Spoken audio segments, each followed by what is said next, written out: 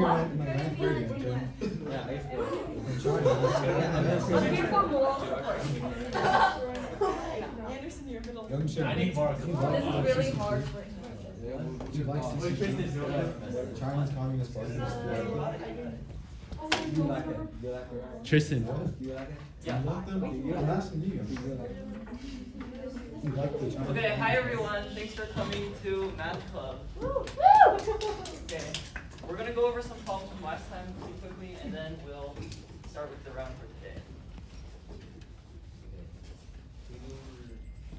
Question 12. Do that next homework recognized?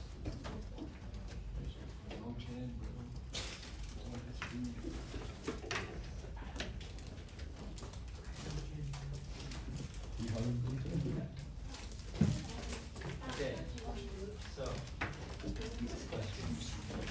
This question like is mostly about just reading the question. It's not a very well worded question, but I thought it was pretty funny. Anyways, I think what some people like. Oh, if you didn't get this question, it's probably because you didn't read it right. But anyways, Anne and Barbara were comparing their age, and you found that Barbara is as old as Anne was when Barbara was older than Anne, and Barbara was half as old as Anne. There's another person ages is 21 years and age. Okay, so we're gonna write A is Anne's age, and B is Barbara's age, and the sum is 44. So at some point in time, Barbara was half as old as Anne is. So at some point in time, Barbara is A over 2. Right. And actually, we're just gonna write Barbara.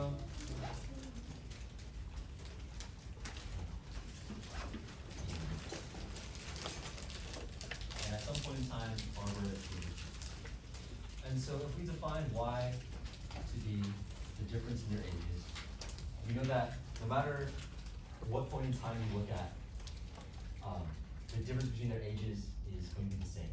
So if you have an older brother and he's 2 years older than you, he's always going to be 2 years older than you, no matter what time. So N is going to be A over 2 plus Y at this point in time. So Barbara is as old as N was when Barbara was as old as N had been, when Barbara was half as old as N was. So at some point in time, Barbara is as old as N was when Barbara is A over 2. So Barbara is going to be B over 2 plus Y at this point in time. So if we look at the difference between these two times, we see that Y years have passed. So at this point in time, Anne is A over 2 plus 2Y, because we just added another Y years to Anne's age. Okay, Barbara is as old as Anne was when Barbara was as old as Anne had been, when Barbara was half as old as Anne was. So right now, this is B, and this is A. And we know these two are equal to each other. So B equals A over 2 plus 2, and where Y is A minus B. So now when we solve this, we get, let's just multiply them.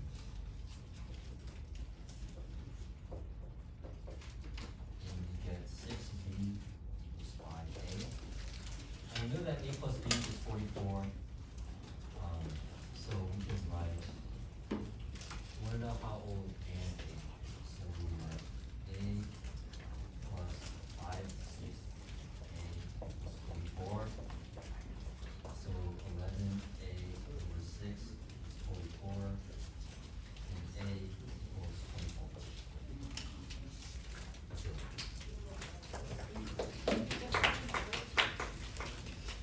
Does anyone use?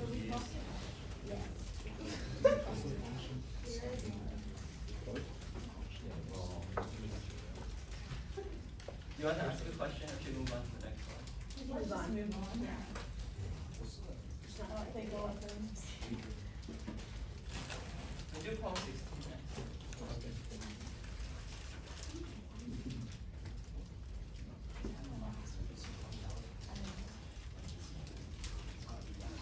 For this one, we will use the projectile motion equation in one dimension.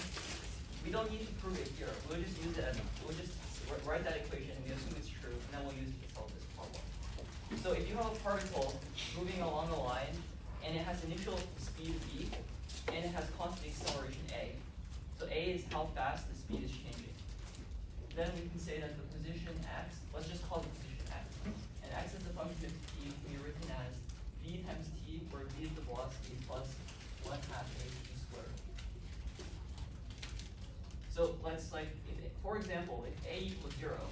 then this term just goes away. And then you would just have x equals b times t, which makes sense if it's moving at constant speed, right? Okay, so now we're given that this ball is launched at an angle of 32 degrees above the horizontal. I'm just gonna call this angle theta. And now let's write the equation for its y position. So when the ball is in the air, gravity is pulling it down, and that's what causes this acceleration. So the ball is somewhere in the air, and it has a downwards acceleration due to gravity. Let's call that acceleration g. So its initial speed in the y. So we know that its acceleration a is already equal to g, right? So we can write that y of t equals something. I don't know what the velocity is yet. Times t minus 1/2 pt squared. The minus sign is because gravity points downwards in the direction of -1. We need to figure out what its initial velocity in the y direction is, though. So let's say that its initial launch velocity is this v. But the v has some component in the x direction, and it also has some component in the y direction. We are only interested in this component whenever we're analyzing the initial speed in the y direction. This component is v times the sine of theta. Because this angle is theta, and this is a right angle. So this one's v sine theta. So this initial velocity in the y direction is v sine theta. Okay? And it will hit the ground whenever its y coordinate is equal to 0, right? This is y equals 0. So it starts at 0 and then it also ends at 0. And if we solve this equation, we want to solve this. So we can first cancel a t. And then we can move this to the other side.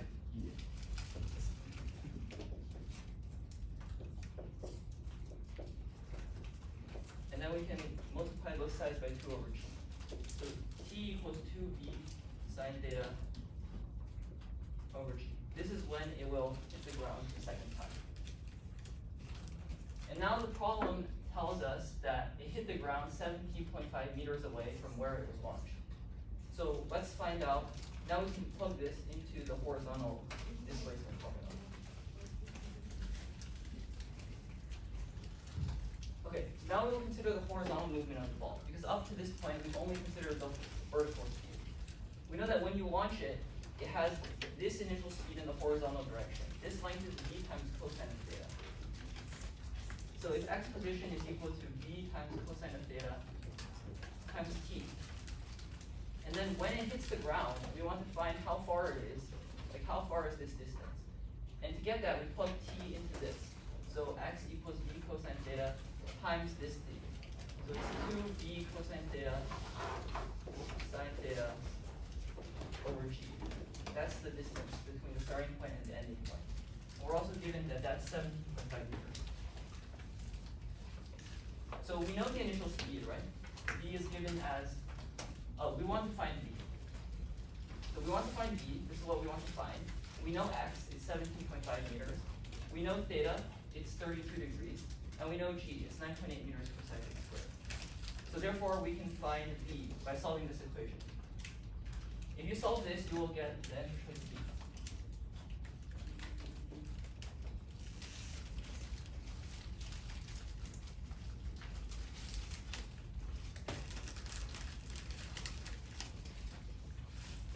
We go to problem 5.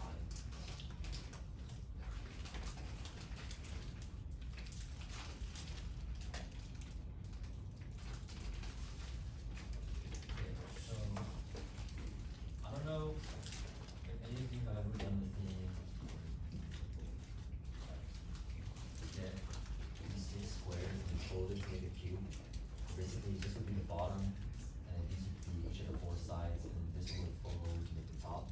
But when you look at this problem, it looks really similar to making a cube. If you've ever done that before, so when you see that these 3 are all squares, and these are all right triangles, so I guess the first thing I thought of was like, if you fold the squares up, and then you would have like 3 square sides and then 3 half of the sides, and you have this equilateral triangle. This equilateral triangle, the length of this happens to be the length of hypotenuse. So we end up having is like a cube. I don't know if I can draw it very well, but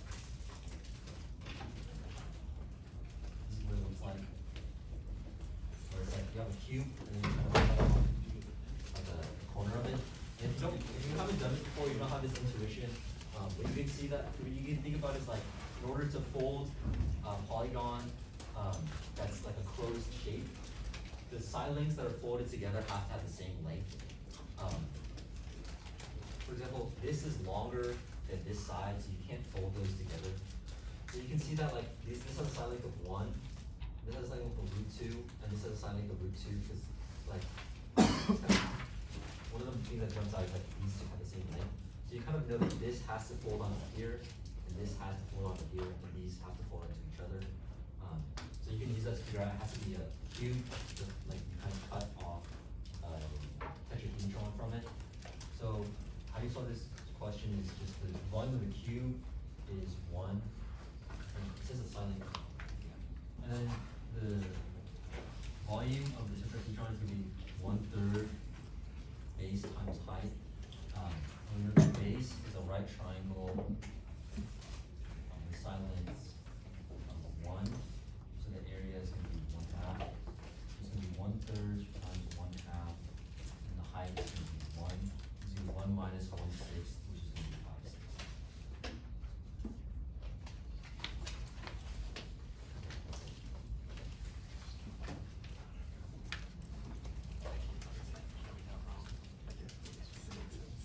We do problem 18. Do the ones that we have wrong make sense?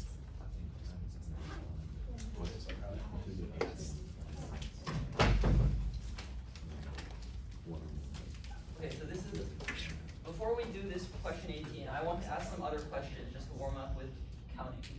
So if I have 5 numbers, 1, 2, 3, 4, 5, how many ways are there to write them in a row if I can have any order?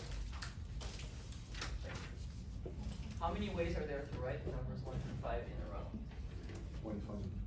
120, right? 5 factorial equals 120. And the reason it's 5 factorial is because there's 5 choices of where to write the first number, then 4 choices of where to write the second number, and 3, and then 2, and then 1. So that's why it's 5 factorial equals 120. Now let's suppose that I have A1s, so like I have A1s, suppose I have B2s, and I have C3s. How many ways are there to write A plus B plus C numbers in a row? You have to write A1, 2 B2s, and 3 Cs. Okay, A plus B plus C over A factorial is on choices. yeah. Can you explain why? Because it double counts A times, it double counts B times. Yeah, so like if we imagine that all of the A's were different, then you have like A1, if you imagine that all of them were different, then it would just be A plus B plus C factorial. But because there's A1s and B2s and 3 C's, there's C3s, and you can't tell apart 2 different 3's. That's why you need to divide by the denominator. Okay, now we can do this problem. I will do 3 cases actually. So first we need to say that we need to count the number of 5-digit positive integers whose digits have exactly 30 distinct permutations. So if all of the digits were distinct, then there would be like around 5 factorial ways to order the digits. I say around because it's not allowed to start with a 0.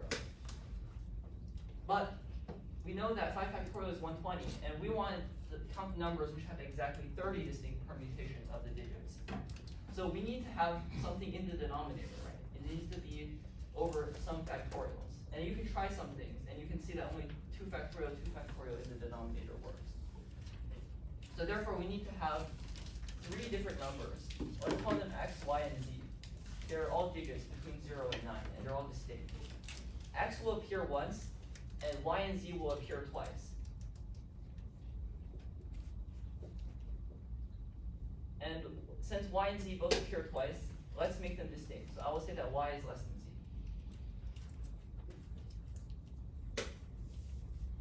Okay, so now we know that the number looks like 1 occurrence of x, then 2 occurrences of y, then 2 occurrences of z in some order. And I need to make sure that it's a valid 5-digit integer, meaning that it's not allowed to begin with 0. So the first case I will do when x equals 0. So that means you have 1 0 in the number, and then you have two y's and then two z's. They can be in any order. So you can have like y, 0, z, z, y, for example. The only restriction is that the 0 cannot be in the beginning. So now we will count the number in this case. This case is when x equals 0, case x equals 0. First I need to choose the position for x. It can be in any of these positions, it's not allowed to be in this line. Then I need to choose the positions for y. So the number of ways to choose the positions for y is 4 choose 2, because I already took one of the positions. So, and then I need to choose the position for z. But like, let's say I put x here, and then I put y here, for example. The two locations for z are already chosen. So that means there's only one way to choose z, because they have to go here. Then I need to choose the values of x, y, and z. The value of x is already chosen. There's only one way, by definition of this case. In order to choose the value for y, in order to choose the values for y and z, I can say that I choose 9 choose 2 values. So from the numbers 1, 2 to 9, I choose 2 of them. The smaller one becomes y, and the larger one becomes z, because y is less than z. So if you add up this case, I think it's 4 times 6 times 20, 36. So that's the first case. I'll just write it over here.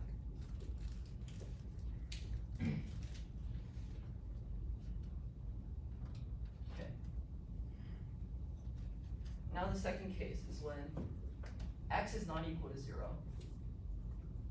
This one's done. And y is also not equal to 0. And because z is greater than y, that means that z is also not equal to 0. So if I want to choose the value of x, I can choose it in 9 different ways. Since x is not equal to 0, you can choose any number between 1 and 9. And then I can choose y and z. And I can do that in 8 choose 2 ways. Because I already took one value for x, so out of the remaining 8 numbers, I can choose 2 of them. The smaller one becomes y, the larger one becomes z. Then I can choose the position for x in 5 ways. And then I can choose the positions for y in 4 choose 2 ways. And then the positions for z are determined. So this case is 9 times 28 plus times 5 times 6.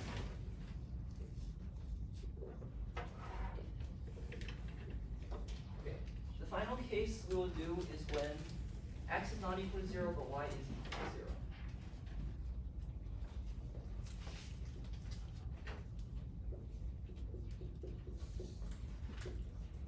And notice that this means that z is greater than 0, because z is greater than y, so z has to be positive. In this case, we will choose the value of x. There's 9 ways to choose the value of x. And then there's only one way to choose the value of y, because it has to be 0. And then we'll choose the value of z. Actually, sorry, this is wrong. We should choose the value of y and z first, and then choose x. Oh, sorry. No, it's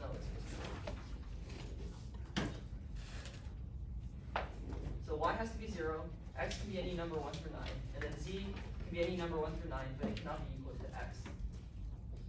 And then I need to choose the positions of x, y, z. Since I have a restriction on y, which says that it cannot be here, it makes sense to choose where y goes first. Out of these 4 possible positions for y, I need to choose 2 positions. And then I can choose where x goes in 3 different ways. And then the positions where z has to go are fixed. So this is equal to 72 times 6 times 3. 72 times 18. If you add those up, you should get 9,720, which is the answer.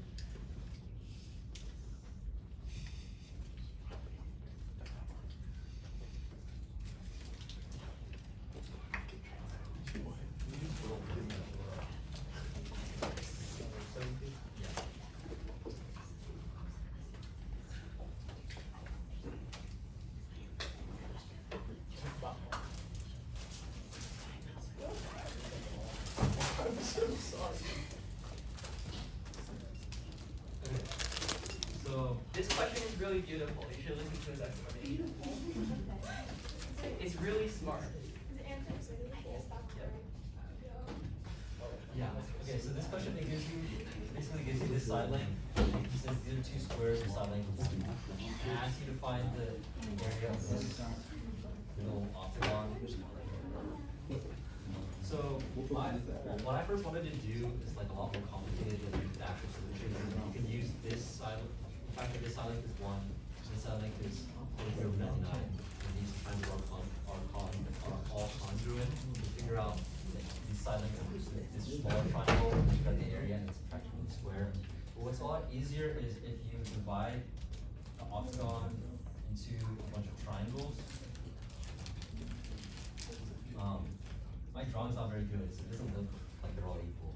But because of the symmetry of the squares, each one of these triangles is equal in area, and you know the base is 43/99, which is given, and the height of the triangle is gonna be half of the height of the square, which is 1/2. So you just do h times 1/2 times base times height, and that's your answer.